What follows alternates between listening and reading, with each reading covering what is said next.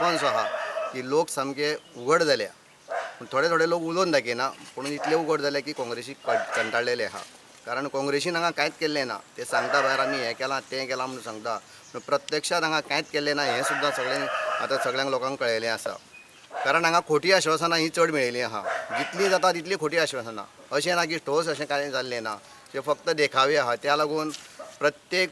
जे वाळपय मतदारसंघाचो नागरीक आहा हेंच्यांनी ठरयल्लें आहा की भारतीय जनता पार्टीच्या कमळाक मत मारूं जाय हें ठरोवन आमकां सांगलेलें आहा आनी आमकां रिस्पॉन्स इतलो बरो आहा आनी